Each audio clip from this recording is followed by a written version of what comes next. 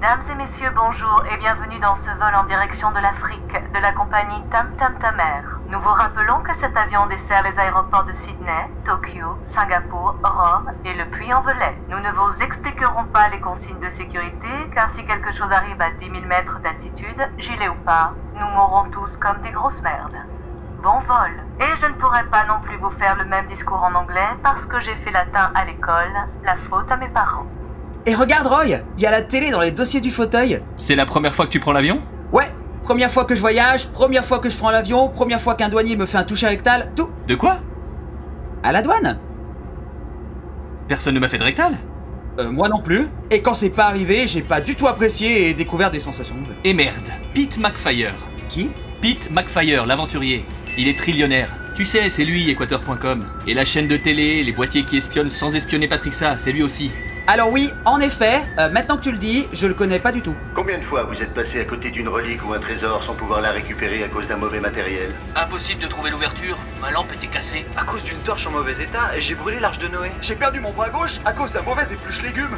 Alors précipitez-vous à la boutique de Pete McFire. Chez moi, vous trouverez que du matériel 100% fiable, testé au Groenland par MacGyver en personne. Des prix discount, une chaîne que personne ne regarde, une livraison en moins 12 heures. Et oui, on vous livre avant que vous ne commandiez. N'attendez plus. Car chez McFire, on n'a pas de slogan, mais on fait que du bon matos pourtant. Ah, on était dans la même classe à la fac d'aventurier. J'aurais pu être à sa place. Eh ben pourquoi t'es pas à sa place? J'ai foiré en marketing. Tu savais qu'il y avait des retenues à des soustractions, toi? Et on arrive quand? Juste après le générique.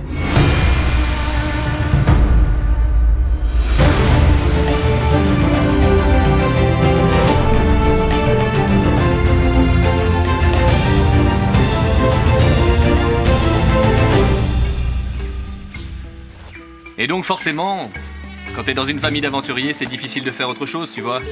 Je veux dire, quand j'accompagnais ma mère au boulot, j'allais dans un temps plein cas. Forcément, ça fait réfléchir. Et ton père? Je l'ai jamais connu. Ah ouais, c'est dur. Je connais cette sensation. Toi aussi, t'as jamais connu ton père? Non, mais j'ai jamais connu plein de trucs comme le Minitel. C'est un peu pareil. Et donc toi, tu fais ça pour épater ta copine? C'est bien, Basile. Beaucoup de courage. Emma est géniale. D'ailleurs, elle m'a laissé un message vocal.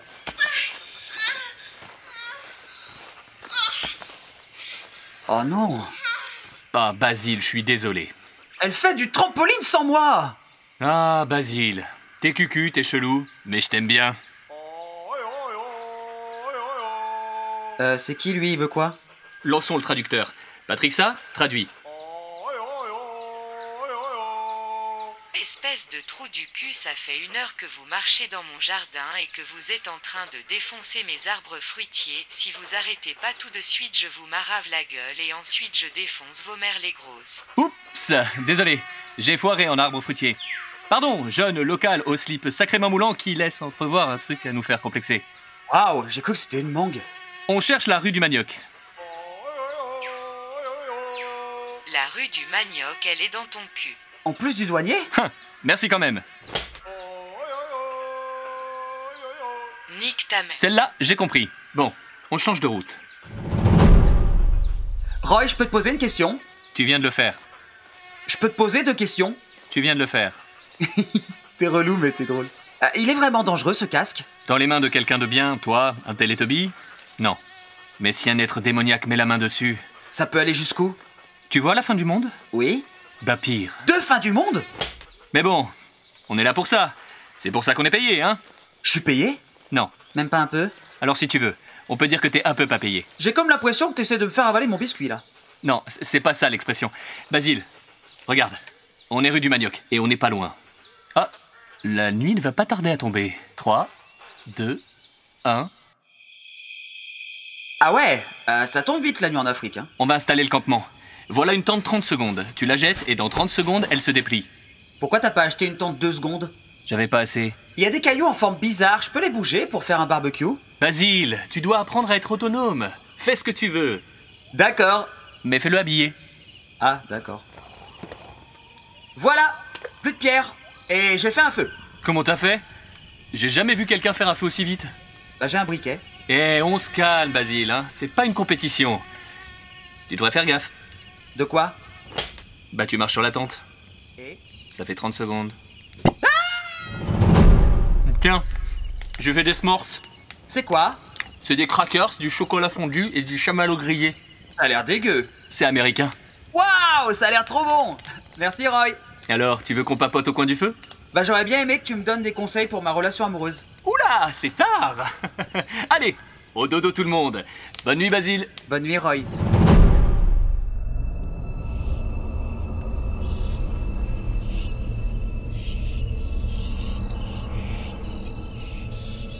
Basile, c'est toi? Bah oui, Basile c'est moi. Et toi t'es Roy.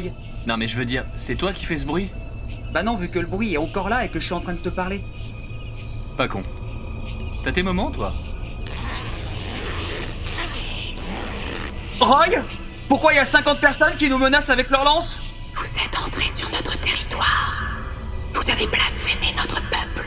Pourquoi vous chuchotez? Nous sommes la tribu des Méispas. Nous ne parlons jamais à voix haute, sous peine de mort sur toute la tribu.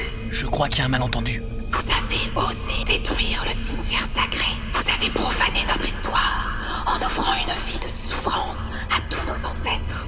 Mais pas du tout. Ah c'était ça les prénoms sous les cailloux que j'ai jetés. Ce n'étaient pas des cailloux, mais des urnes funéraires. Bah c'était mal fait, on aurait dit des cailloux. Silence! Roy, il nous demande le silence alors qu'on chuchote tous. Je sais, on est désolé. Nous acceptons vos excuses. Merci copain. Vous mourrez donc la conscience tranquille. Demain, à l'aube, au chuchotement du coq, vous serez condamné à mort. On est condamné à mort? Apparemment. Cool. Encore une première fois.